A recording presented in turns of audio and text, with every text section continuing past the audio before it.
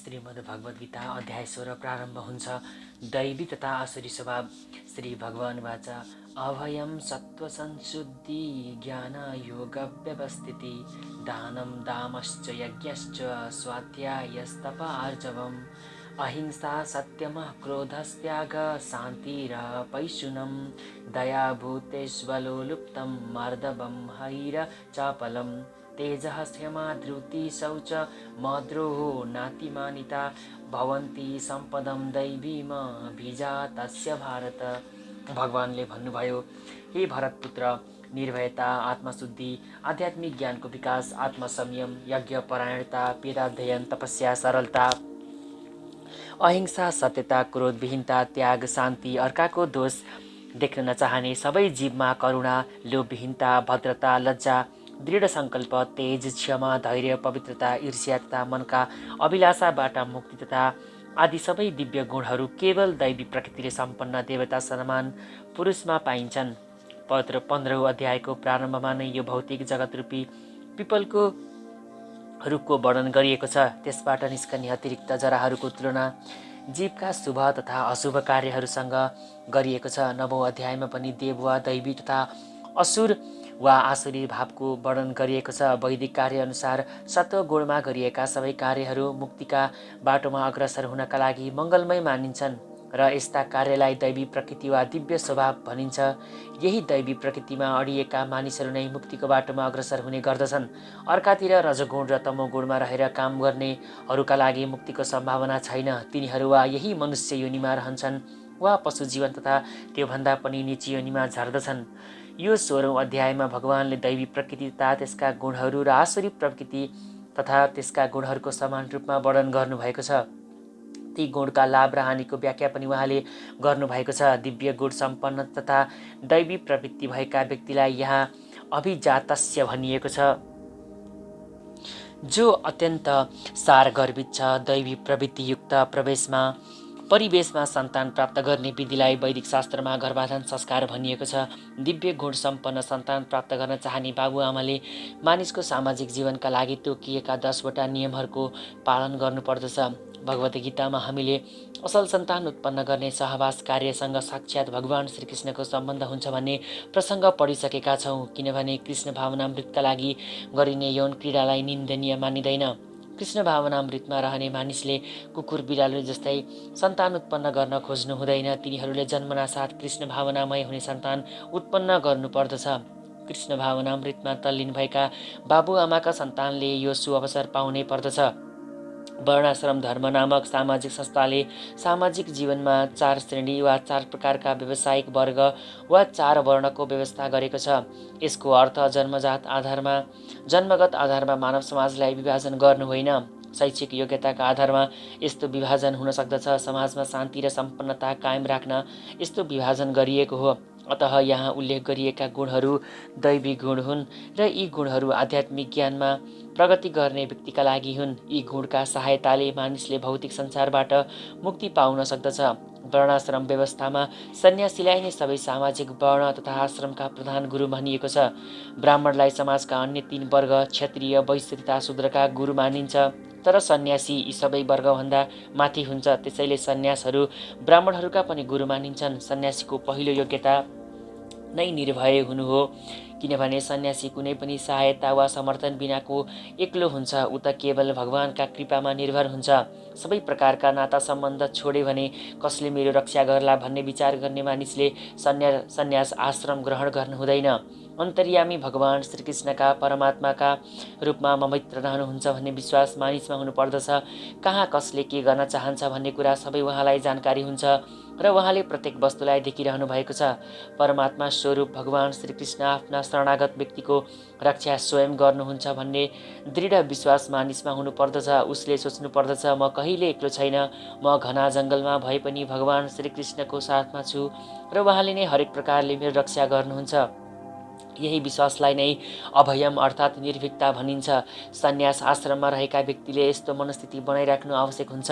त्यसपछि उसले आफ्नो अस्तित्वलाई शुद्ध पार्नु पर्दछ। यसैलाई भनिन्छ सत्वम संशुद्धि सन्यास आश्रममा पालन गर्नुपर्ने विभिन्न विधि विधानहरू छन्। तीमध्ये सबैभन्दा महत्त्वपूर्ण विषय सन्यासीलाई स्त्री जातिसँग कुनै पनि घनिष्ठ सम्बन्ध राख्नु हुँदैन। उसले एकान्तमा स्त्रीसँग वार्तालाप गर्नु पनि हुँदैन। भगवान चैतन्य महाप्रभु आदर्श सन्यासी हुनुहुन्थ्यो। उहाँ पुरीमा रहनुहुँदा उहाँका आफ्नै भक्तिनीहरू पनि उहाँको नजिक गएर नमस्कार गर्न पाउँदैनथे। उनीहरूले टाढैबाट भुइँमा झुकेर प्रणाम गर्नु पर्दथ्यो।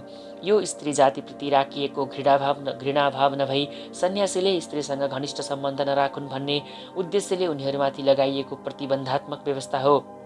मानिसले आफ्नो जीवनलाई शुद्ध बनाउनको लागि जीवनका विशेष परिस्थितिमा विविध आचार तथा विधि विधानको पालन गर्नुपर्दछ। सन्यासीका लागि स्त्रीसँग घनिष्ठ सम्बन्ध राख्नु र इन्द्रिय तृप्तिका लागि धन सङ्ग्रह गर्नु अत्यन्त अशोभनीय कुरा हुन्।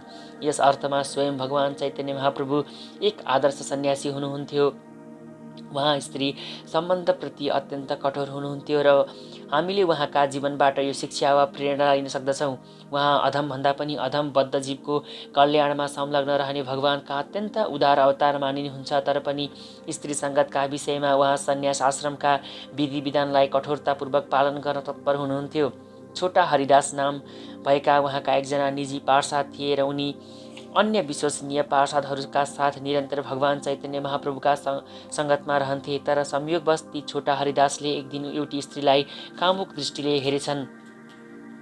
यो थाहा पाउनासाथ चैतन्य महाप्रभुले कठोरतापूर्वक तिनलाई आफ्नो पार्षद मण्डलीबाट नै निकालिदिनुभयो। भगवान चैतन्य महाप्रभुले भन्नुभयो, सन्यासी होस् या अन्य कुनै व्यक्ति, यदि ऊ भौतिक प्रकृतिका प्रपञ्चबाट बाहिर निस्कन चाहन्छ, आफूलाई आध्यात्मिक स्तरमा उठाउन चाहन्छ अनि अन्त्यमा भगवत धाममा पुगेर भगवानसँग बस्न चाहन्छ तथा भौतिक सम्पत्ति र स्त्रीलाई भोग दृष्टिले हेर्दैन र इन्द्रिय तृप्तिका विषयको चिन्तन गर्दैन, उसले आत्मशुद्धिको विधि पालन गरेको मानिन्छ। अन्यथा भोग नगरे पनि भोग र इन्द्रिय तृप्तिका दृष्टिले स्त्रीलाई हेर्नु मात्र पनि अत्यन्त निन्दनीय कुरा हो। यस्तो अवैध कुरा सोच्नुभन्दा पहिले आत्महत्या गर्न उचित हुन्छ। यी सबै शुद्धिकरणका विधि हुन्। अर्को गुण भनेको ज्ञान योग व्यवस्थिति अर्थात् ज्ञानको विकासमा संलग्न रहनु हो। सन्यासीको जीवन भनेको आध्यात्मिक उन्नतिको बाटो भुलेका गृहस्थीहरू तथा अन्य व्यक्तिका लागि ज्ञानको मार्ग देखाउनु हो। सन्यासीले ढोका ढोकामा गएर भिक्षा मागेर जीवन निर्वाह गर्नुपर्दछ, तर यसको अर्थ ऊ भिखारी होइन। दिव्य आध्यात्मिक स्तरमा रहेका व्यक्तित्वको अर्को योग्यता हो विनयशीलता र यही विनयशीलतावश सन्यासी घर घरमा भिक्षा माग्न जान्छन्। केवल भिक्षा माग्न उद्देश्यले होइन, सन्यासी गृहस्थीलाई दर्शन दिन र तिनमा कृष्ण भावना जागृत गराउनका लागि तिनका घरमा भिक्षा माग्न जान्छन्। सन्यासीको कर्तव्य नै यही हो। यदि मानिस वास्तवमा ज्ञानमा अग्रसर भए गुरुको आज्ञा लिएर उसले ज्ञान र तर्कद्वारा कृष्ण भावनामृतको उपदेश गर्नुपर्दछ। यदि ऊ ज्ञानमा त्यति परिपक्व भइसकेको नभए उसले सन्यास लिनु हुँदैन। पर्याप्त ज्ञान बिना नै यदि कसैले सन्यास आश्रम ग्रहण गरेमा ज्ञान प्राप्तिका लागि उसले प्रमाणिक गुरुसँग गई श्रवण गर्ने कार्यमा आफूलाई पूर्ण संलग्न गराउनु पर्दछ। अन्ततः सत्वम संशुद्धि तथा ज्ञानयुगमा अवस्थित भएको सन्यासी निर्भय हुनुपर्दछ। अर्को गुण दान हो। दान गृहस्थीहरूका लागि हो। गृहस्थले इमान्दारितापूर्वक आजीविका आर्जन गर्नुपर्दछ र त्यसै आर्जन गरेको कमाइको 50% भाग विश्वभरि कृष्ण भावनामृतको प्रचार प्रसारका लागि खर्च गरिनुपर्दछ। यस प्रकार गृहस्थीहरूले कृष्ण भावना फैलाउन संलग्न रहेका संस्थान र समितिहरूलाई दान दिनुपर्दछ। दान भनेको योग्य पात्रलाई दिने कुरा हो र दान पनि सत्वगुणी, रजोगुणी र तमोगुणी गरी विविध प्रकारका हुन्छन्। शास्त्रमा सत्वगुणी दानको प्रशंसा गरिएको छ, तर रजोगुणी र तमोगुणी दानको प्रशंसा गरिएको छैन। यस किसिमको रजोगुणी र तमोगुणी दान भनेको अपव्यय मात्र हो। दान संसारभरि कृष्ण भावनामृतको प्रचारका लागि मात्र दिनुपर्दछ। त्यस्तो दान सत्वगुणी हुन्छ। जहाँसम्म दम वा आत्मा संयमको कुरा छ, यो धार्मिक समाजका अन्य आश्रमका लागि मात्र नभई विशेष गरी गृहस्थका निमित्त पनि उत्तिकै महत्त्वपूर्ण छ। यद्यपि गृहस्थहरूसँग तिनका पत्नीहरू हुन्छन्, तर भोगका लागि अनावश्यक तरिकाले इन्द्रियको उपभोग गर्नुहुन्न। गृहस्थका लागि पनि अनियन्त्रित मैथुन प्रतिबन्धित छ। केवल सन्तान उत्पत्तिका लागि मात्र उनीहरूले यसको उपभोग गर्नुपर्दछ। सन्तानको चाहना नभएसम्म आफ्नै पत्नीसँग पनि विषय भोगमा लिप्त हुनु हुँदैन।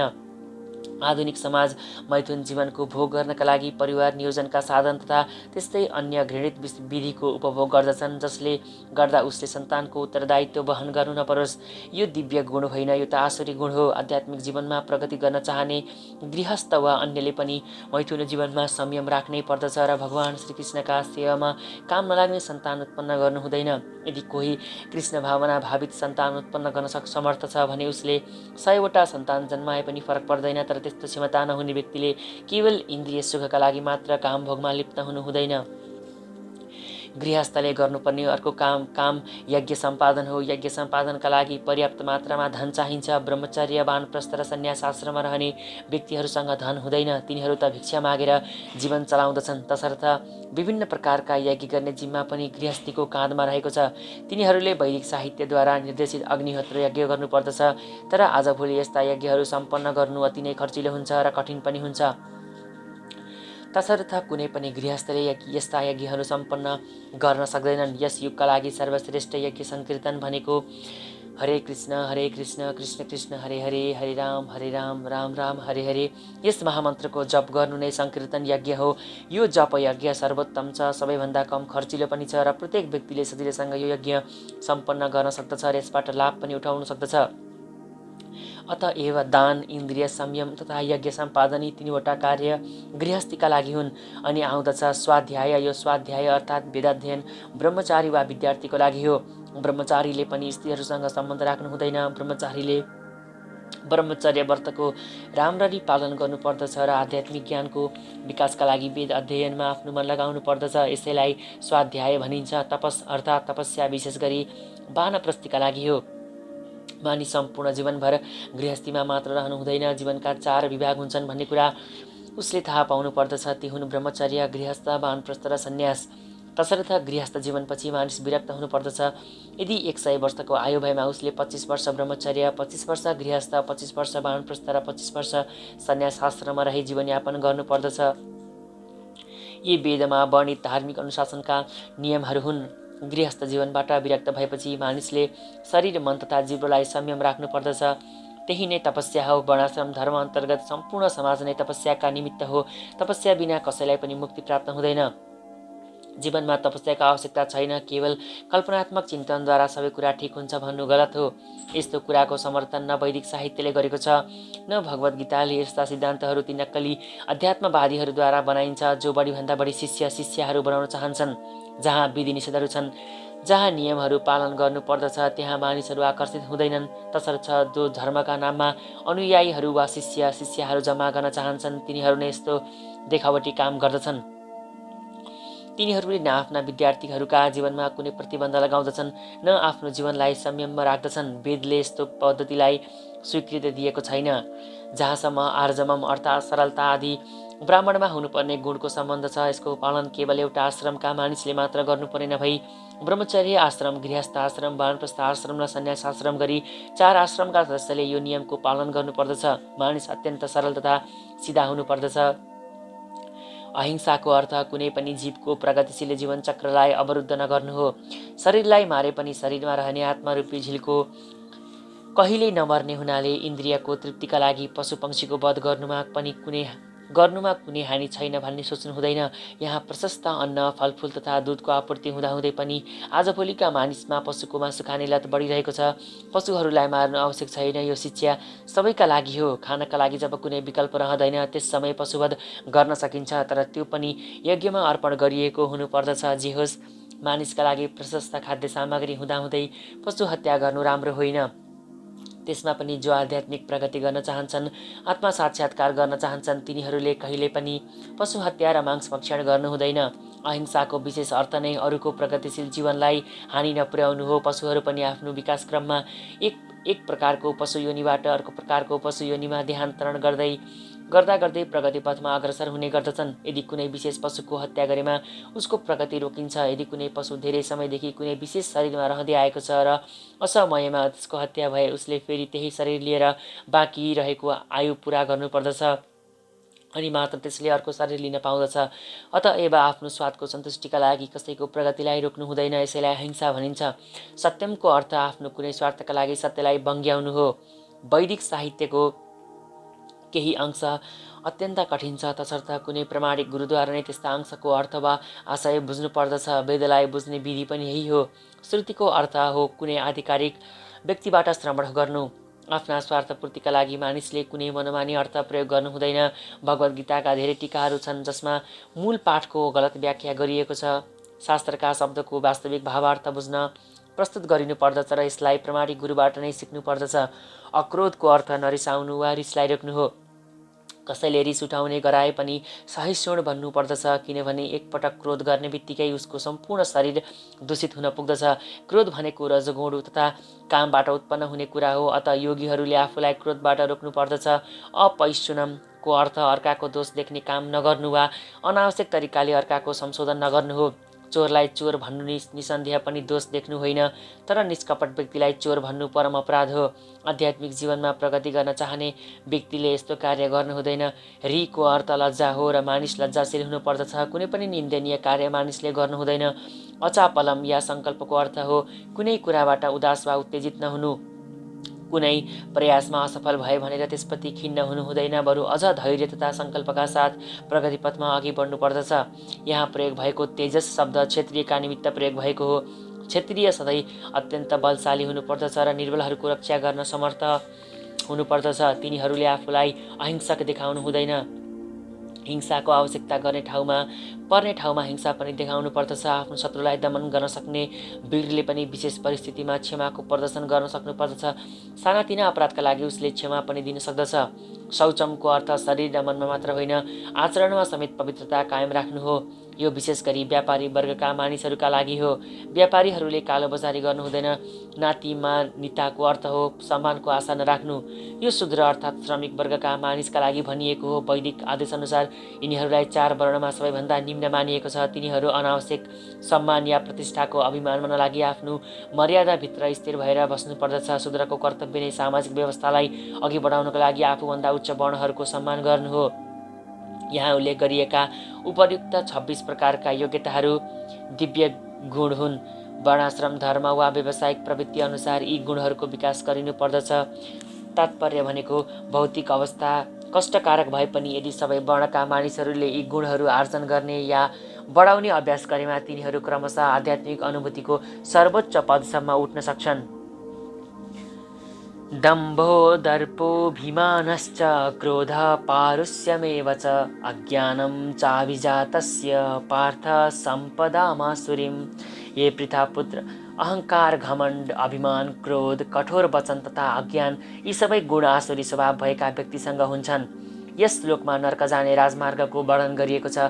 आसुरी स्वभाव हुनेहरू धर्म तथा अध्यात्म विज्ञानमा आफ्नो प्रगति भएको देखाउन चाहन्छन्, तर स्वयं आफूले ती धार्मिक सिद्धान्तको पालन गर्दैनन्।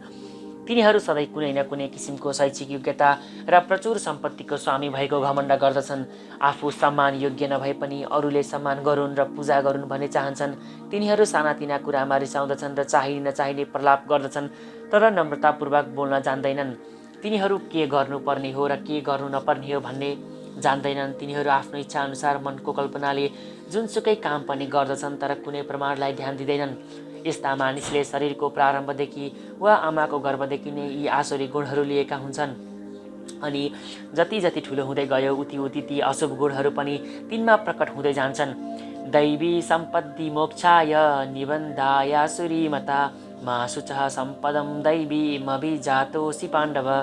दिव्य गुणहरू मोक्षका लागि आवश्यक मानिन्छन् र आसुरी गुणले बन्धनमा पार्दछन्। तर हे पाण्डुपुत्र, तिमी चिन्ता नगर, किनभने तिमी दैवी गुणले युक्त भएर जन्मिएका छौ।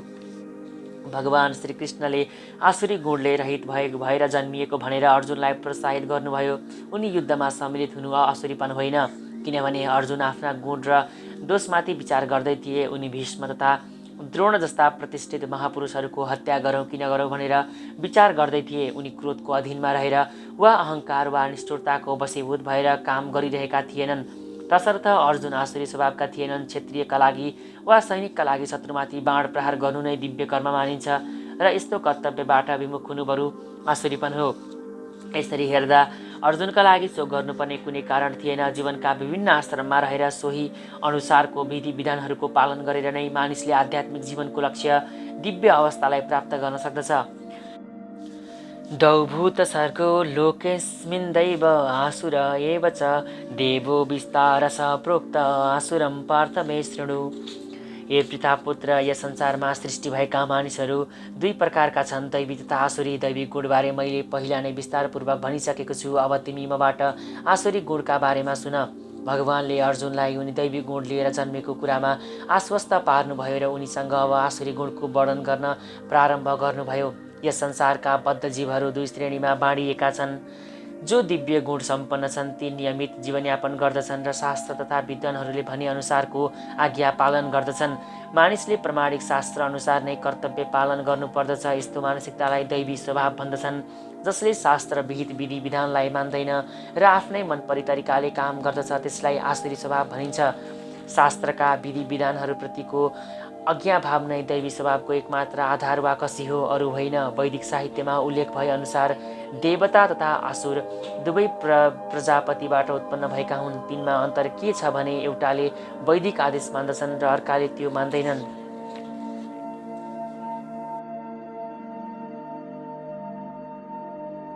प्रवृत्तिं च निवृत्तिं च जना न विदुरासुरा न शौचं नापि चाचरो न सत्यं तेषु विद्यते।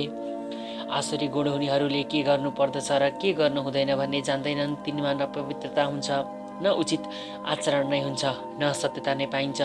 प्रत्येक सभ्य समाजको आफ्नै एउटा शास्त्रीय आचार संहिता हुन्छ र समाजका सबैले आरम्भदेखि नै त्यसको पालन गर्नुपर्दछ। विशेष गरी संसारमा अत्यन्त सभ्य मानिने वैदिक सभ्यताका अनुयायी आर्यगणले यस्ता शास्त्रीय आचारको पालन गर्दछन्। जो यस्ता शास्त्रीय आदेशको अनुसरण गर्दैनन् तिनीहरूलाई आसुरी स्वभावका मानिन्छ। त्यसैले यहाँ भनिएको छ, असुरहरू शास्त्रीय नियमहरू पनि जान्दैनन् र ती नियमहरू पालन नगर्ने प्रवृत्ति पनि तिनमा हुँदैन। तिनीहरूमध्ये धेरैले यस्ता नियमहरू नै जान्दैनन् र जसले जानेका छन् तिनले पनि त्यसको पालन गर्ने इच्छा गर्दैनन्।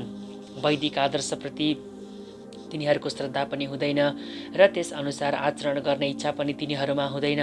असुरगण आन्तरिक रूपले पनि र बाह्य रूपले पनि स्वच्छ वा पवित्र हुँदैनन्। मानिसले नित्य स्नान गरेर दन्तमञ्जन गरेर रौँहरू काटेर सफा लुगा फेरेर आफ्नो शरीरलाई सफा राख्ने कुरामा सदैव सावधान हुनुपर्दछ।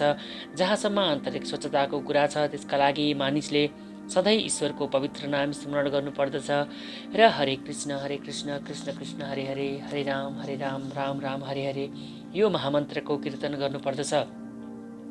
असुरहरू बाहिरी तथा आन्तरिक स्वच्छताका नियमहरू मन पराउँदैनन् र पालन पनि गर्दैनन्। जहाँसम्म आचरण या व्यवहारको कुरा छ यसका सन्दर्भमा भन्नुपर्दा मानवलाई आचरणको निर्देशन गर्ने धेरै विधि विधानहरू छन्। मनुसंहिता मानव जातिका लागि त्यस्तै विधि नियम हो। आजसम्म पनि सम्पूर्ण हिन्दूहरू मनुस्मृतिको अनुसरण गर्दैछन्। यसै स्मृति ग्रन्थ अनुसार उत्तराधिकारीको नियम तथा अन्य विधिहरू ग्रहण गर्ने गरिन्छ। मनुस्मृतिमा स्पष्ट रूपले स्त्रीलाई स्वतन्त्रता प्रदान गर्नु हुँदैन भनिएको छ। यसको अर्थ स्त्रीलाई दासी बनाएर राख्नु पर्दछ भनेको पनि होइन। नारीहरू भनेका बालक जस्तै हुन्। बालकहरूलाई स्वतन्त्रता दिइँदैन। स्वतन्त्रता नदिनुको अर्थ तिनलाई दास बनाएर राखिन्छ भन्ने होइन। तर असुरहरूले अहिले यस्ता आदेशहरूको अवहेलना गरेर स्त्रीलाई पनि पुरुष सरह स्वतन्त्रता दिनुपर्दछ भन्ने आग्रह गर्न सुरु गरेका छन्। यसबाट संसारको सामाजिक स्थितिमा कहिले सुधार हुन सक्दैन।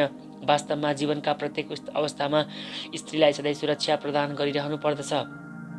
बाल्यकालमा पिताद्वारा, यौवन अवस्थामा पतिद्वारा तथा वृद्ध अवस्थामा छोराद्वारा स्त्री जातिलाई संरक्षण प्रदान गर्नुपर्दछ। मनुस्मृति अनुसार उचित सामाजिक आचरण यही हो।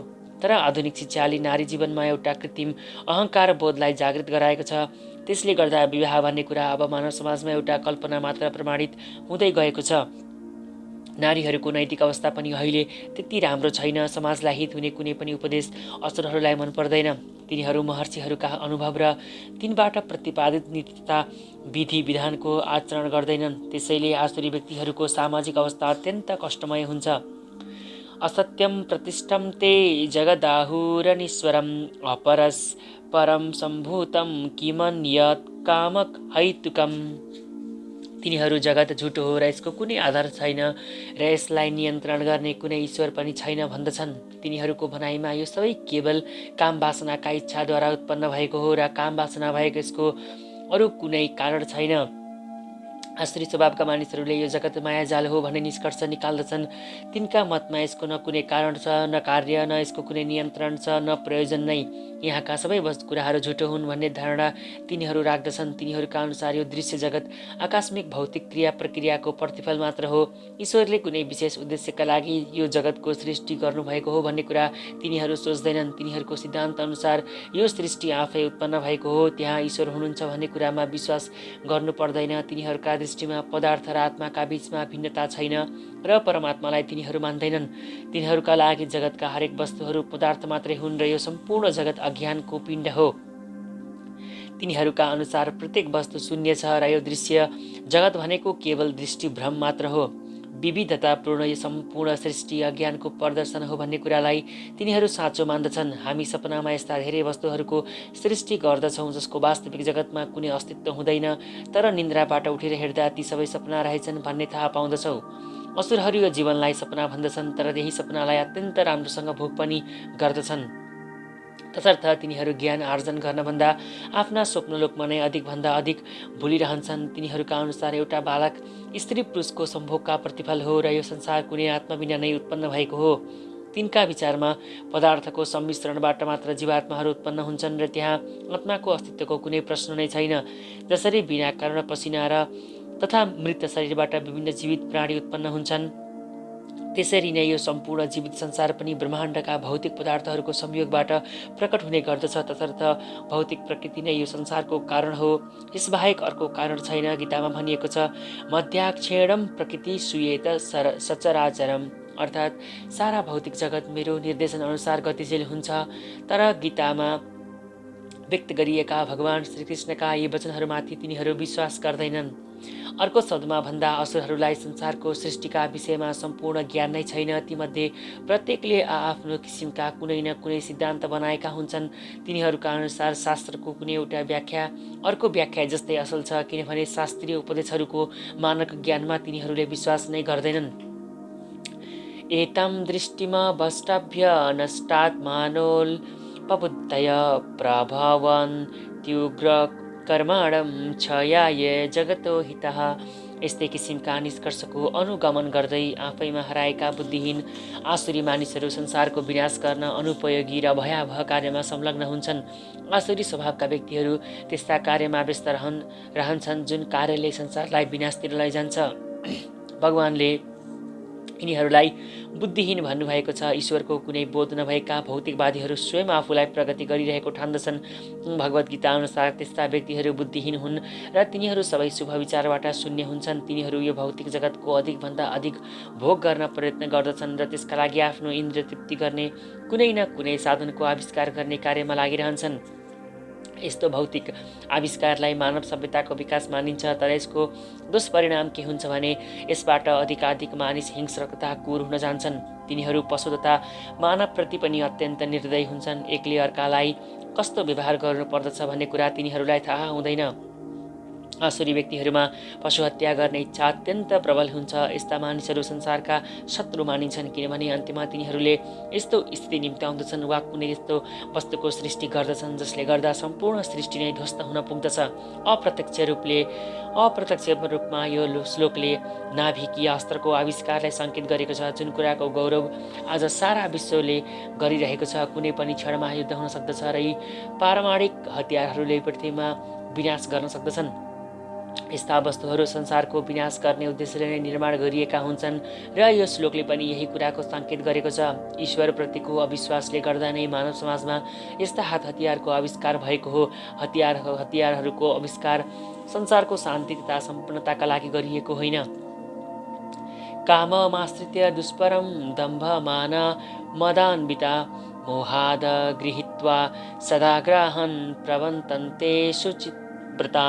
कहिल्यै सन्तुष्ट नहुने काम वासनाको आश्रय लिएर गर्व, मद र झुटो प्रतिष्ठामा डुबेका आसुरी व्यक्तिहरूले मोहग्रस्त भएर क्षणभङ्गुर वस्तुप्रति आकर्षित हुँदै अपवित्र कर्म गर्ने सङ्कल्प लिन्छन्। यहाँ आसुरी मनोवृत्तिको वर्णन गरिएको छ। असुरहरूको काम वासना कहिले तृप्त हुँदैन। भौतिक भोगको लागि तिनीहरू आफ्नो अतृप्त इच्छालाई सधैँ बढाइरहन्छन्। क्षणभङ्गुर वस्तुका पछाडि दौडिँदा सधैँ चिन्तामग्न रहनु पर्दछ। तैपनि मोहवश तिनीहरूले यस्ता कार्य नै निरन्तर गरिरहन्छन्। कुनै ज्ञान नभएका कारणले आफूहरू गलत दिशातिर गइरहेको कुरा पनि तिनीहरूलाई थाहा हुँदैन। अनित्य वस्तुलाई अँगाल्दै यी आसुरी वृत्तिका मानिसहरू आफ्नो ईश्वर आफै निर्माण गर्दछन्, आफ्नो निजी मन्त्र तयार गर्दछन् र त्यही अनुरूपको कीर्तन गर्दछन्। फलस्वरूप तिनीहरू कामभोग र सम्पत्ति सञ्चय गर्ने काममा झन्झन आकर्षित हुँदै जान्छन्। यस प्रसङ्गमा अशुचि व्रत भन्ने शब्द अत्यन्त महत्त्वपूर्ण छ। यसको अर्थ अपवित्र व्रत हो। त्यस्ता आसुरी व्यक्तिहरू रक्सी, वेश्या, जुवातास र मांसाहारमै बढी आकर्षित हुन्छन्। यसरी तिनीहरूको बानी अशुचि अर्थात् अपवित्र हुन्छ। तिनीहरू अहङ्कार र झुटो प्रतिष्ठाबाट प्रेरित भएर वेदले अनुमोदन नगरेका धार्मिक सिद्धान्त तयार गर्दछन्। त्यस्ता आसुरी व्यक्तिहरू संसारमा अत्यन्त निन्दाका पात्र हुन्, तैपनि कृत्रिम साधनद्वारा मानिसहरू तिनीहरूको झुटो सम्मान गर्ने गर्दछन्। यद्यपि तिनीहरू नरकतिरै अघि बढिरहेका हुन्छन् तापनि तिनले आफूलाई अत्यन्तै उन्नत छु भन्ने ठान्दछन्। चिन्ताम परिमेयं च प्रलयान्तामुप्रसिता कामोपभोग परमम् एता वदिति निश्चिताः आशापाश सतैर्बद्धा कामः क्रोधपरायणा इहन्ते कामभोगार्थ मन्यायेनार्थ सञ्चयान्। इन्द्रियहरूको तृप्ति नै मानव सभ्यताको प्रमुख आवश्यकता हो भन्ने विश्वास तिनीहरूको हुन्छ। यसै कारण मृत्युकालसम्म पनि तिनीहरूलाई अपार इच्छा भइरहेको हुन्छ। लाखौँ चिन्ताको जालमा बाँधिएर तिनीहरू काम तथा क्रोधमा लीन हुँदै इन्द्रिय तृप्तिको लागि अवैध ढङ्गले धन सङ्ग्रह गर्दछन्। आसुरी व्यक्तिहरू इन्द्रिय भोग नै जीवनको परम लक्ष्य हो भन्ने ठान्दछन्। मर्ने समयसम्म पनि तिनीहरू यही धारणा राखिरहन्छन्। मृत्युपछिको जीवनप्रति उनीहरू विश्वास गर्दैनन् र आफ्नै कर्मअनुसार विविध प्रकारका शरीरहरूमा जन्म लिन पर्दछ भन्ने कुरामा पनि तिनीहरू विश्वास गर्दैनन्। तिनका जीवनका योजनाहरू कहिल्यै समाप्त हुँदैनन् र तिनीहरू एकपछि अर्को योजना बनाउँदै जान्छन् जसको अन्त्य कहिल्यै हुँदैन। हामीलाई एउटा यस्तो व्यक्तिको आसुरी मनोवृत्तिको निजी अनुभव छ जसले मर्ने समयसम्म पनि डाक्टरसँग आफ्ना जीवनको आयु 4 वर्ष अझै बढाउने आग्रह गरिरहन्थ्यो, किनभने उसका योजनाहरू अझै पूरा भएका थिएनन्। यस्ता मूर्खहरूलाई डाक्टरले एक क्षण पनि मृत्युलाई टार्न सकिँदैन भन्ने कुराको ज्ञान हुँदैन। मृत्युको सूचना आएपछि मानिसको इच्छाप्रति कुनै विचार गरिँदैन। प्रकृतिको नियमले कसैलाई पनि निश्चित अवधिभन्दा एक क्षण पनि बढी भोग्ने वा बाँच्ने अनुमति दिँदैन। आसुरी मानिसले आफ्ना अन्तर्हृदयमा विराजमान ईश्वर वा परमात्मामा पनि विश्वास राख्दैन। ऊ केवल इन्द्रिय तृप्तिका लागि सबै प्रकारका पाप कर्महरू गरिरहन्छ। आफ्नै हृदयभित्र परमात्मा रूपी एकजना साक्षी रहनु भएको पनि उसले थाहा पाउँदैन। परमात्माले प्रत्येक जीवका कर्महरू देखिरहनुहुन्छ। उपनिषदमा भनिएको छ, एउटा रुखमा दुईवटा चराहरू बसेका छन्। एउटाले कर्म गर्दै रहन्छ र रुखमा फलेका सुख दुःख रूपी फलको स्वाद पनि लिइरहन्छ भने अर्को पंक्षी केवल साक्षी बनेर हेरिरहन्छ। तर असुरहरूलाई न वैदिक शास्त्रको ज्ञान हुन्छ न तिनमा विश्वास नै हुन्छ। त्यसैले इन्द्रिय तृप्तिका लागि जे गर्न पनि आफू स्वतन्त्र भएको तिनले ठान्दछन् र त्यसबाट आउने परिणामप्रति कुनै ध्यान नै दिँदैनन्। इदमदं मया लब्धमिमं प्राप्ये मनोरथम् इदमस्तीदमपि मे भविष्यति पुनर्धनम् असौ मया हत शत्रु हर्निष्ये चापरा नपि ईश्वरो महं भोगी सिद्धोऽहं बलवान् सुखी आढ्योभिजनवा नस्मि कोऽन्योऽस्ति सदृशो मया यक्षे दास्यामि मोदिष्य इत्यज्ञान विमोहिता। आसुरी स्वभावका मानिसहरू सोच्ने गर्दछन्, आज मसँग यति धेरै धन छ, आफ्ना योजनाबाट यति धेरै धन बढी कमाउने छु, यस समय मसँग यति छ, भविष्यमा बढेर झन् धेरै हुनेछ, यो मेरो शत्रु हो र मैले यसलाई मारिदिएँ, मेरा अरू शत्रु पनि मारिनेछन्। म सबै वस्तुको स्वामी हुँ, म भोक्ता हुँ, म सिद्ध शक्तिमान छु र सुखी छु, म सबैभन्दा धनी छु, मेरा वरिपरि मेरा कुलीन नातागोताहरू छन्, म जतिको शक्तिशाली र सुखी कोही पनि छैन, म यज्ञ गर्नेछु, दान दिनेछु र आनन्द बनाउनेछु। यसरी यस्ता अज्ञानी व्यक्तिहरू मोहग्रस्त हुन्छन्। अनेक चित्त विभ्रान्ता मोह जाल समावृता प्रसक्ता कामभोगेषु पतन्ति नरकेषु च। यसरी विभिन्न चिन्ताहरूबाट उद्विग्न भएर मोहजालमा अल्झिँदै इन्द्रिय भोगमा अति आसक्त हुनेहरू नरकमा खस्दछन्। आसुरी व्यक्तिलाई धन आर्जन गर्ने इच्छाको सीमा थाहा हुँदैन। उसमा यो इच्छा असीमित हुन्छ। उसको सोचाइ हर समय आफूसँग कति सम्पत्ति छ र यसलाई अझै बढाउन के गर्नु पर्दछ भन्ने योजनामा लागिरहेको हुन्छ। यसका लागि कुनै पनि पापपूर्ण बाटो अपनाउन ऊ हिचकिचाउँदैन र अवैध तरिकाले इन्द्रिय तृप्तिको लागि ऊ कालोबजारी गर्दछ। ऊ आफूसँग भएको भूमि, परिवार तथा घर तथा बैंक बचतमा नै रमाइरहन्छ र यसका लागि त्यसको बुद्धिका लागि नयाँ नयाँ योजना बनाइरहन्छ। ऊ आफै आफ्नो शक्तिमा गर्व गर्दछ र यो सबै उसको पूर्वजन्मको पुण्य कर्मको कमाइ हो भन्ने कुरा उसलाई थाहा नै हुँदैन। पूर्वजन्मको कर्मको कारणले नै उसलाई यस्ता वस्तुहरू सञ्चय गर्ने अवसर प्राप्त भएको हो भन्ने कुरा बुझ्ने प्रयास पनि ऊ गर्दैन। ऊ के सोच्दछ, मेरो यी सबै सम्पत्ति मेरै निजी प्रयासबाट प्राप्त भइरहेको छ। आसुरी व्यक्ति आफ्नो बाहुबलमा विश्वास गर्दछ, कर्मको नियममा होइन। कर्मको नियमअनुसार पूर्व जन्ममा उत्तम कर्म गर्ने मानिसले उच्च कुलमा जन्म लिन पुग्दछ र धनवान बन्न सक्दछ। सुशिक्षित हुन सक्दछ, अत्यन्तै सुन्दर शरीर प्राप्त गर्न सक्दछ। तर आसुरी व्यक्ति सबै वस्तुहरू आकस्मिक हुन् र आफ्नै निजी बाहुबलद्वारा आर्जित हुन्छ भन्ने सोच्दछ। तिनलाई विभिन्न व्यक्तिको सुन्दरता तथा शिक्षाका पछाडि कुनै दैवी योजना छ भन्ने अनुभव हुँदैन। यस्ता आसुरी व्यक्तिको प्रतिस्पर्धामा जो अगाडि आउँदछ त्यो उसको शत्रु बन्दछ। यस्ता धेरै आसुरी प्रकृतिका व्यक्तिहरू छन् जो एक अर्काका शत्रु हुन्। यो शत्रुता पहिले मानिसका बीचमा, अनि परिवारका बीचमा हुन्छ, अनि समाजका बीचमा, र अन्ततः राष्ट्रकै बीचमा बढ्दै जान्छ। तसर्थ विश्वभरि निरन्तर सङ्घर्ष, युद्ध र शत्रुता व्याप्त भइरहेको छ। प्रत्येक आसुरी व्यक्तिहरू सबैको बलि चढाएर आफू बाँच्न चाहन्छ। सामान्यतया यस्ता व्यक्तिहरू आफैलाई परम ईश्वर ठान्दछन्। आफ्ना अनुयायीहरूलाई यी आसुरी उपदेशकहरू के भन्दछन्? तिमीहरू ईश्वरलाई बाहिर किन खोजिरहेका छौ? तिमी स्वयं आफ्ना ईश्वर हौ। तिमी जे चाहन्छौ त्यो गर्न सक्दछौ। ईश्वरमाथि विश्वास नगर, ईश्वरलाई हटाऊ, ईश्वर मरिसकेको छ। आसुरी व्यक्तिहरूका उपदेश यस्ता हुन्छन्। आसुरी स्वभावको व्यक्तिले अरूलाई आफै जस्तो वा आफूभन्दा धनी वा प्रभावशाली देख्दछ, तैपनि मभन्दा धनी कोही छैन र मभन्दा प्रभावशाली पनि कोही छैन भन्ने सोच्दछ। जहाँसम्म उच्च लोकमा जाने कुरा छ, यज्ञ गरेर उच्च लोकमा पुग्ने कुरामा तिनीहरू विश्वास गर्दैनन्। ती असुरहरूले सोच्ने गर्दछन्, हामी हाम्रो आफ्नै यज्ञ विधि निर्माण गर्दछौँ र केही यन्त्रहरू पनि बनाउँदछौँ जसबाट हामी कुनै पनि उच्च लोकमा पुग्न समर्थ हुन्छौँ। यस्ता असुर व्यक्तिहरूको सर्वश्रेष्ठ उदाहरण थियो रावण। उसले वेदमा वर्णित कुनै पनि यज्ञहरूको सम्पादन नगरी स्वर्ग जाने सिँढी बनाएर सबै मानिसलाई त्यहाँ पुर्याउन सकिने योजना बनाउन लागेको थियो। त्यसै गरी आजभोलिका असुरहरू पनि त्यस्तै यान्त्रिक विधिको व्यवस्थाद्वारा उच्चतर लोकमा पुग्ने प्रयास गरिरहेका छन्। यी सबै मोहग्रस्तका उदाहरण हुन्। यसको परिणाम के हुन्छ भने तिनीहरू थाहै नपाई नरकतिर बढिरहेका हुन्छन्। यहाँ प्रयोग भएको मोहजाल शब्द अत्यन्त महत्त्वपूर्ण छ। मानिस मासु जस्तै बनेर मोहरूपी जालमा फस्दछ र त्यहाँबाट बाहिर निस्कन सक्दैन। आत्मा सम्भाविता स्तब्धा धन मान मदान्विता यजन्ते नाम यज्ञस्ते दम्भे नाविधिपूर्वकम। आफैलाई श्रेष्ठ मान्नेहरू र सधैँ घमण्ड गर्नेहरू सम्पत्ति र झुटो प्रतिष्ठामा मोहित भएर कहिले काहीँ विधि विधानको पालना नगरी केवल नामका लागि मात्र अत्यन्त घमण्डपूर्वक यज्ञ गर्ने गर्दछन्। आफूलाई नै सर्वेसर्वा ठान्ने र कुनै प्रमाण वा शास्त्रलाई वास्ता नगर्ने असुरहरूले पनि कहिले काहीँ तथाकथित धार्मिक या यज्ञिक अनुष्ठान गर्दछन्। कुनै पनि प्रमाणमा विश्वास नगर्ने हुँदा तिनीहरू अत्यन्त घमण्डी हुन्छन्। केही धन सम्पत्ति र केही झुटो प्रतिष्ठाले गर्दा उनीहरूमा यस्तो मोह उत्पन्न भएको हो। कहिलेकाहीँ यस्ता असुरहरूले पनि धार्मिक उपदेशको भूमिका निर्वाह गर्ने गर्दछन् र मानिसलाई भ्रमित पार्दछन् अनि धार्मिक सुधारक बनेर आफूलाई ईश्वरको अवतारका रूपमा प्रस्तुत गर्दछन्। तिनीहरू यज्ञ गर्ने आडम्बर गर्दछन्, देवताको पूजा गर्दछन् र निजी ईश्वरको सृष्टि गर्दछन्। सामान्य मानिसहरू यिनीहरूलाई ईश्वरकै रूपमा प्रचार गर्दछन् र पूजा गर्दछन्। मूर्खहरू यिनलाई धर्म र आध्यात्मिक ज्ञानका सिद्धान्तमा निकै उच्च स्थानमा पुगेको व्यक्ति भन्ने ठान्दछन्। तिनीहरू सन्यासीको भेष धारण गर्दछन् र त्यही भेषमा सबै प्रकारका अधर्महरू गर्दै हिँड्दछन्। वास्तवमा यो संसारबाट विरक्त हुने सन्यासीका लागि विभिन्न विधि निषेधहरू निर्धारित गरिएका छन्, तर यी असुरहरू यस्ता प्रतिबन्धको कुनै वास्ता गर्दैनन्। तिनीहरूको सोचाइमा मानिसले जस्तो बाटो बनाउन सक्दछ त्यही नै त्यसको आफ्नो बाटो हो।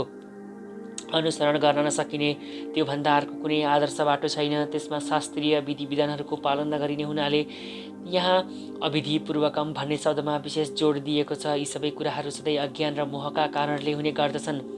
अहङ्कारम बलम दर्प काम क्रोध च संसिता मामात् म परदेहेषु प्रदिशन्तोभ्य सूयकाः।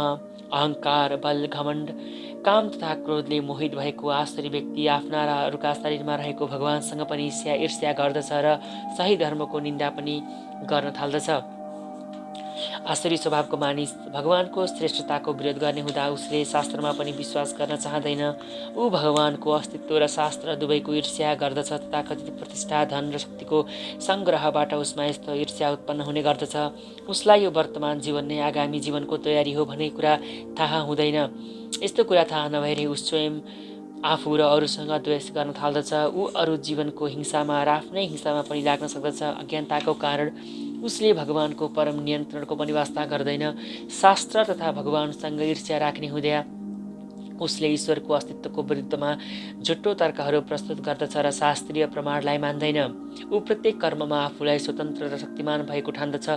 उसले के सोच्न थाल्दछ भने मेरो जति शक्ति, बल या सम्पत्ति अरू कसैसँग छैन, त्यसैले मैले जे जस्तो कर्म गरे पनि मलाई कसैले रोक्न सक्दैन।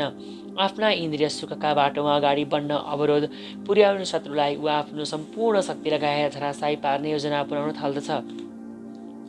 तानाहं द्विषत क्रूरान संसारेषु नाराधमान् क्षिपाम्यजस्त्र मसुभान सुरेशवेव योनिषु। म ईर्ष्यालुता क्रूर स्वभाव भएका नराधमहरूलाई निरन्तर भवसागरका विभिन्न आसुरी योनिहरूमा पठाइदिने गर्दछु। यस लोकमा कुनै विशेष जीवलाई कुनै विशेष शरीरमा राख्न सक्ने विशेष अधिकार भगवानलाई प्राप्त छ भन्ने कुराको स्पष्ट सङ्केत छ। असुरहरू यस जन्ममा भगवानको प्रभुत्वलाई स्वीकार नगर्न सक्दछन् र मनपरी तरिकाले इच्छाअनुसार कर्म गर्न सक्दछन्, तर तिनीहरूको अर्को जन्म भगवानकै निर्णयमा निर्भर हुन्छ। त्यसमा तिनीहरूको केही पनि लाग्दैन। श्रीमद् भागवतको 3 स्कन्धमा भनिएको छ, मृत्युपछि जीवलाई आमाको गर्भमा राखिन्छ र परम शक्तिको निरीक्षणमा त्यहाँ उसलाई विशेष प्रकारको शरीर प्राप्त हुन्छ। यसरी संसारमा मनुष्य, पशु, किरा आदि थुप्रै प्रकारका योनिहरूको अस्तित्व रहेको हामी पाउँदछौँ। यी सबै पराशक्तिबाट नै व्यवस्थित हुन्छन्, अकस्मात होइन। असुरहरूका बारेमा यहाँ स्पष्ट भनिएको छ, तिनीहरूलाई निरन्तर असुरकै गर्भमा राखिन्छ र यसरी यिनीहरू निरन्तर ईर्ष्यालु र नराधम हुन पुग्दछन्। यस्ता असुर योनिका मानिसहरू सधैँ कामुक हुन्छन्, सधैँ उग्र हिंस्रक हुन्छन्, घृणास्पद हुन्छन् तथा अपवित्र हुन्छन्। जङ्गलका विभिन्न शिकारी मानिसहरू आसुरी योनिसँग सम्बन्धित मानिन्छन्। आसुरीं योनिमापन्ना मूढा जन्मनि जन्मनि माम प्रायैव कौन्तेय तत्तो यन्त्यधमा गतिम्। हे कुन्ती पुत्र, बारम्बार आसुरी योनिमा जन्म ग्रहण गर्ने व्यक्तिहरूले मलाई कहिल्यै पनि प्राप्त गर्न सक्दैनन्। तिनीहरू क्रमशः झन्झन निन्दनीय गति वा अधम योनिमा पुग्दछन्। एकातिर भगवान अत्यन्त दयालु हुनुहुन्छ भन्ने कुरा प्रसिद्ध छ, तर यहाँ हामी असुरहरूप्रति भगवान कहिल्यै दयालु नहुनु भएको देख्दछौँ। आसुरी प्रवृत्तिका मानिसहरूलाई जन्म जन्मान्तरसम्म यस्तै किसिमका आसुरी योनिमा राखिन्छ र भगवानको कृपा नपाएर तिनीहरूको झन्झन अधोगति भइरहन्छ। फलस्वरूप अन्त्यमा तिनले कुकुर, बिरालो र सुँगुरको शरीर प्राप्त गर्न पुग्दछन्। स्पष्ट भनिएको छ, यस्ता असुरहरूले कहिले पनि ईश्वरको कृपा प्राप्त गर्ने अवसर पाउँदैनन्। वेदमा पनि भनिएको छ, यस्ता व्यक्तिहरू क्रमशः पतित हुँदै गएर कुकुर, सुँगुर इत्यादि हुन पुग्दछन्। यस सम्बन्धमा के तर्क गर्न सकिन्छ भने, यदि ईश्वरले असुरहरूलाई कृपा गर्नुहुन्न भने उहाँलाई किन सर्वकृपालु भनिएको हो त? यस प्रश्नको उत्तरमा भन्न सकिन्छ, वेदान्त सूत्र अनुसार परमेश्वर कसैलाई पनि घृणा गर्नुहुन्न। असुरहरूलाई अधम योनिमा राख्नु भनेको तिनीहरूप्रति गरिएको उहाँको कृपाको अर्को रूप मात्र हो। कहिलेकाहीँ परमेश्वरले असुरहरूको संहार पनि गर्नुहुन्छ, तर यो संहार तिनीहरूकै कल्याणका लागि गरिएको हुन्छ। वैदिक साहित्य अनुसार पनि भगवानले जसको संहार गर्नुहुन्छ त्यसको मुक्ति हुन्छ। इतिहासका पानामा यस्ता धेरै उदाहरणहरू छन्, जस्तै रावण, कंस, हिरण्यकशिपु आदि। यिनीहरूलाई भगवानले नै विविध अवतार लिएर मार्नु भएको थियो। अतः असुरहरू पनि पर्याप्त भाग्यशाली भए मात्रै भगवानको हातबाट मारिन्छन्। भगवानबाट मारिनु भनेको असुरहरूप्रति भगवानको कृपाको प्रदर्शन हो। त्रिविधं नरकस्येदं द्वारं नाशनमात्मन काम क्रोधस्तथा लोभस्तस्मादेतत्त्रयं त्यजेत्। काम, क्रोध, लोभ यी नरकका 3वटा द्वारहरू हुन्। प्रत्येक बुद्धिमान व्यक्तिले यिनलाई त्याग्नु पर्दछ, किनभने यिनबाट आत्माको पतन मात्र हुन्छ। आसुरी जीवनको प्रारम्भ कस्तो हुन्छ भन्ने वर्णन यहाँ गरिएको छ। प्रथमतः मानिसले आफ्नो काम तृप्ति गर्न चाहन्छ। यदि त्यो पुरा नभए उसमा क्रोध र लोभ उत्पन्न हुन्छन्। त्यसैले जो बुद्धिमान छ, जो आसुरी योनिमा झर्न चाहँदैन, उसले यी 3वटै शत्रुहरूलाई परित्याग गर्नु पर्दछ। अन्यथा यिनीहरूले आत्मालाई पतनको चरम सीमामा पुर्याउँदछन्, जसले गर्दा भवबन्धनबाट मुक्ति पाउने कुनै सम्भावना नै हुँदैन। एतैर्विमुक्त कौन्तेय तमोद्वारैस्त्रिनिर्भर आचारत्यात्मनः श्रेयस्ततो याति परां गतिम्। हे कुन्ती पुत्र, नरकका यी 3वटा द्वारबाट जो मुक्त हुन सक्दछन्, त्यही व्यक्तिले आत्मा साक्षात्कारका लागि कल्याणकारी कार्य गर्न सक्दछ र क्रमशः परम गति प्राप्त गर्दछ। प्रत्येक मानिस आफ्ना जीवनका काम, क्रोध तथा लोभ यी 3 परम शत्रुबाट अत्यन्त सावधान रहनुपर्दछ। यी काम, क्रोध र लोभ रूपी शत्रुबाट जति मुक्त हुन सक्यो त्यति जीवन शुद्ध हुन्छ अनि उसले वैदिक साहित्यमा निर्धारित विधि निषेधको पालन गर्न सक्दछ।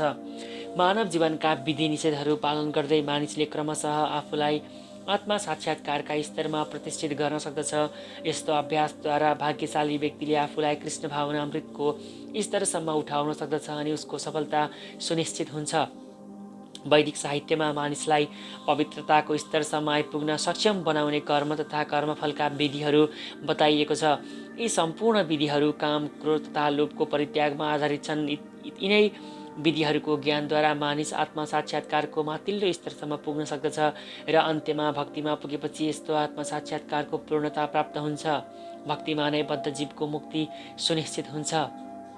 त्यसैले वैदिक पद्धतिमा 4 आश्रम तथा 4 वर्णको व्यवस्था गरिएको छ, जसलाई वर्ण व्यवस्था तथा आध्यात्मिक व्यवस्था भनिन्छ। त्यहाँ समाजका विभिन्न जाति र वर्णका लागि विभिन्न विधि विधानको व्यवस्था छ। मानिसले राम्रोसँग यी विधि विधानको पालन गर्न सकेमा ऊ स्वतः आत्मसाक्षात्कारको सर्वोच्च पद प्राप्त गर्न समर्थ हुन्छ। यह शास्त्र विधिमुत्सृज्य वर्तते कामकारता न स सिद्धिमवाप्नोति न सुखम न परां गतिम।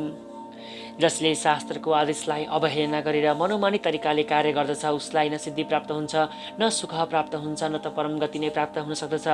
मानव समाजका विभिन्न आश्रम तथा वर्णका लागि विभिन्न प्रकारका शास्त्र विधि वा शास्त्रीय निर्देशनहरू निर्धारित गरिएका छन्। प्रत्येक व्यक्तिबाट यी विधि विधानहरूको पालन हुनै पर्ने आशा गरिन्छ। यदि कसैले यी विधि विधानहरूको पालन नगरी काम, क्रोध र लोभको वशमा परेर मन परी कार्य गर्दछ त्यसले जीवनमा कहिल्यै सिद्धि प्राप्त गर्न सक्दैन। अर्को शब्दमा, जुन मानिसले सैद्धान्तिक रूपमा यी सबै कुरालाई जानेर पनि तिनलाई आफ्नो जीवनमा लागू गर्न सक्दैन त्यसलाई मानिसहरूमा अधम वा नराधम भन्नु पर्दछ। मानव जीवनसँग आशा राखिने कुरा के हो भने ऊ बुद्धिमान बनोस् र जीवनलाई सर्वोच्च स्तरसम्म पुर्याउनका लागि व्यवस्था गरिएका विधि नियमहरूको पालन गरोस्। तर यदि उसले यी विधि विधानहरूको पालन नगरे उसको अधोपतन हुन जान्छ। यसरी शास्त्रीय विधि विधान तथा नैतिक सिद्धान्तको पालन गरेर पनि अन्त्यमा परमेश्वरलाई बुझ्न नसके त्यसका सबै ज्ञानहरू व्यर्थ हुन्छन्। त्यसै गरी ईश्वरको अस्तित्वलाई स्वीकार गरेर पनि यदि मानिसले आफूलाई ईश्वरको सेवामा लगाउँदैन भने उसका सब प्रयासहरू निष्फल हुन जान्छन्। तसर्थ मानिसले क्रमशः आफूलाई कृष्ण भावनाको स्तरसम्म तथा भक्तिको स्तरसम्म माथि उठाउनु पर्दछ अनि मात्र उसले परम सिद्ध अवस्था प्राप्त गर्न सक्दछ, अन्यथा ऊ पूर्ण हुन सक्दैन। कामकारता शब्द यहाँ अत्यन्त सार्थक छ। जानी नियमको उल्लङ्घन गर्ने व्यक्तिले कामको वशमा परेर कर्म गर्दछ। यस्तो गर्नु हुँदैन भन्ने थाहा पाएर पनि उसले त्यस्तै कर्म गर्दछ। यसैलाई भनिन्छ स्वेच्छाचारी कर्म। यस प्रकारको कर्म गर्नुपर्दछ भने जानेर पनि तदअनुसार कर्म नगर्नेलाई स्वेच्छाचारी भनिन्छ। यस्ता व्यक्तिहरू अवश्य पनि भगवानबाट दण्डित हुन्छन्। यस्ता व्यक्तिहरूले सिद्धि प्राप्त गर्न सक्दैनन् जो मानव जीवनका लागि आवश्यक छ। मानव जीवन विशेष गरी आफैलाई शुद्ध बनाउनका लागि हो, तर जसले शास्त्रीय विधि विधानको पालन गर्दैन त्यसले न आफूलाई शुद्ध पार्न सक्दछ न वास्तविक सुख नै प्राप्त गर्न सक्दछ।